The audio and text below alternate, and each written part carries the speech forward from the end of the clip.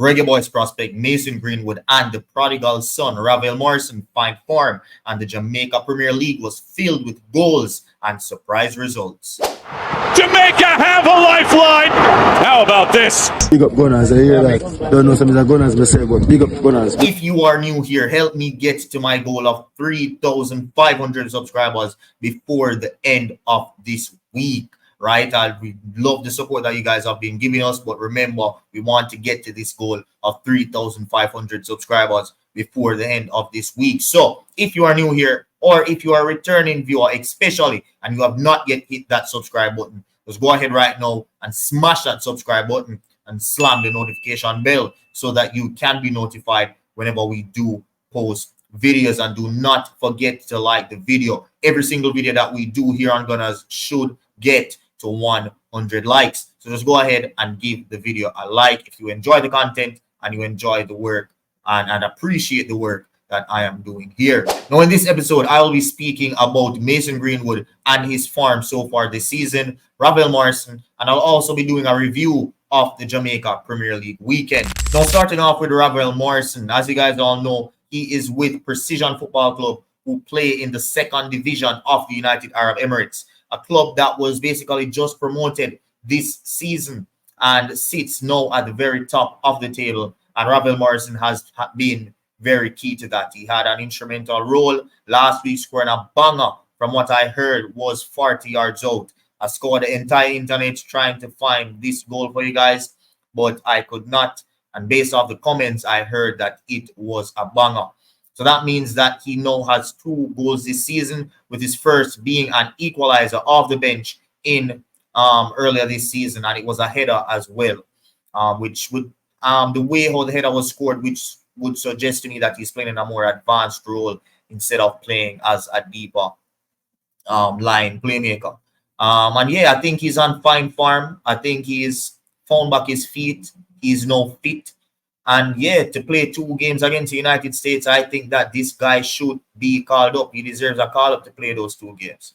We have no other midfielder that can offer what he can offer to this national team. So it's a no-brainer. I don't care what level he's playing at.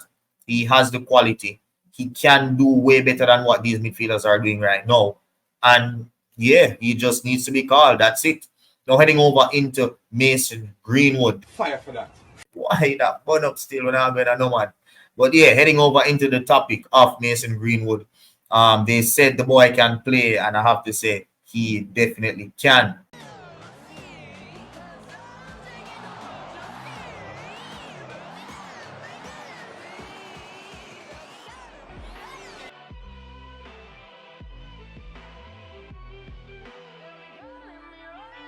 He netted again for Marseille, scoring the winner in a 2-1 victory, away win at Nantes, keeping them in second place on the table, just 6 points behind league leaders PSG.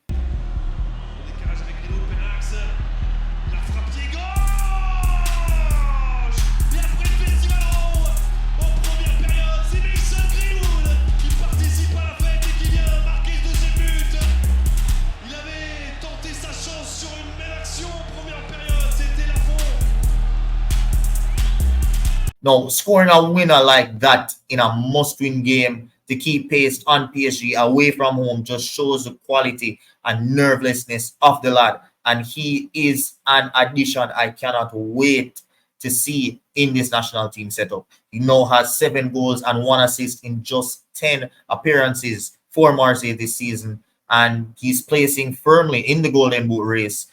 Just 1 goal behind Bradley Barcola of PSG and tied on level with Jonathan David of Lille.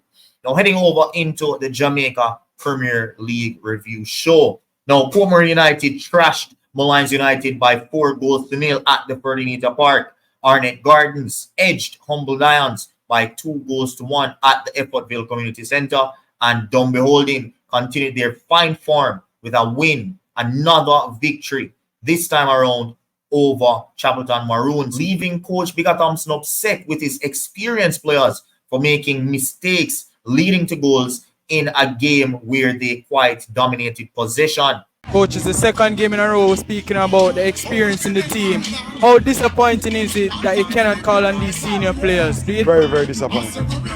I mean, when you have games like this, you rather have kids making these mistakes, senior players are making. You know what I mean? And as I said, you can't just get up and get people, so you have to maintain the league positions, try to be at the table, and when it comes, then you take it. But for now, we have to use what we have, and this is what we have. Is there possibility of you bringing any youth into the system?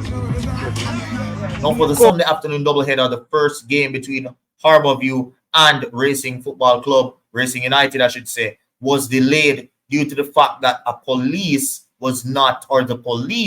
were not on time and present when the game was supposed to be started. And this just goes to show that every single week, this league flatters to deceive as it relates to the professionalism from all parties. Ain't no way a match should be delayed because of the adequate security is not present and on time for the game. Like, brother, the police station is literally right around the corner from Stadium East. There should be no excuse as to why they did not have police present at the time or even before the time the match was supposed to be played, right? However, when the game finally started, it was a good one as Racing United dominated the game. However, Harbourview was devastating on the counter-attack and punished them with 2 first-half goals on the transition from 37-year-old striker Andre Fagan. Now, Racing did manage to claw back one through an own goal, but Harbourview was awarded a stoppage time penalty after Racing goalkeeper Holmes clattered one of their attackers in the box, and the match ended 3-1 after an Harbourview player dispatched the penalty. And the last game of the night saw Cavalier face off against Tivoli United.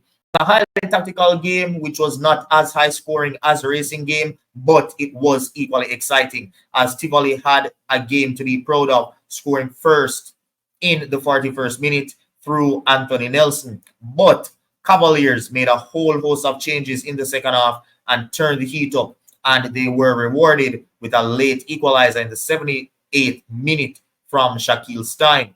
And they could have went on to win it in that second half if they weren't for some poor finishing from their attackers. Now, Veer Phoenix United versus Mount Pleasant and Waterhouse versus Mobay was rescheduled due to tropical storm precaution. So, hey guys, that is it for this episode. Please remember to like, subscribe, comment, and share. Remember, our goal is 3,500 subscribers before the end of this week. Also, look out for that ticket giveaway. The match against the United States at the National Stadium is right around the corner. So if you would like to win a ticket, look out. In the last week leading up to that game, I will be giving away free tickets. So I'm on a pocket.